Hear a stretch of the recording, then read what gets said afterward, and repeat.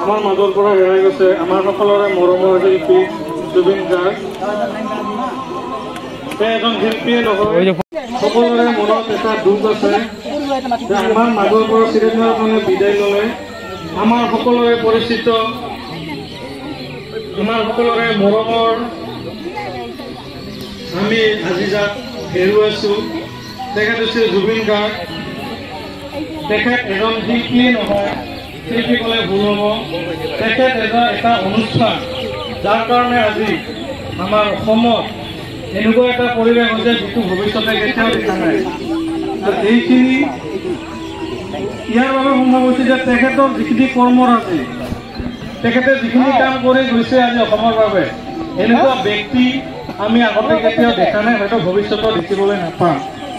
জ্যোতিপ্ৰসাদ আগৰৱালা প্ৰথমে আমাৰ অসমত এই সংগীত জগতক আগবঢ়াই নিছিল জ্যোতিপ্ৰসাদ আগৰৱালাদেৱ, কলাগুৰু বিষ্ণুপ্ৰসাদ ৰাভা, তাৰ পাছতে আহিল আমাৰ ভূপেন হাজৰিকা।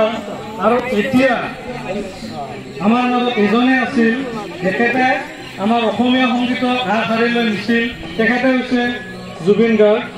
আৰু তেখেত আমাৰ মাজত আজি নাই। এই শব্দটো ক'ব অতি দুখেৰে কৈছোঁ যে তেখেত আমাৰ মাজত নাই, কিন্তু তেখেত আমাৰ মাজত সদায় জীয়াই থাকিব। তেখেতৰ কৰ্মৰাজি, তেখেতৰ সংগীত, তেখেতৰ ছবি, তেখেতৰ যিখিনি পৰিচালক কৰিছিল যিকেইখন ফিল্মত, তেখেতৰ সৃষ্টি, তেখেতৰ যি আমাক অৱদান দি থৈ গ'ল সেয়া আমি সময় আমাৰ মাজত অটুট থাকিব। আৰু সেয়াই আমাৰ জুবিন দাৰ সদায় পৰিচয় আমাৰ লগত সদায় থাকিব। জুবিন দা অমৰ, জুবিন দা আমাৰ মাজত সদায় আছে, থাকিব। জুবিন দা অমৰ। এয়ে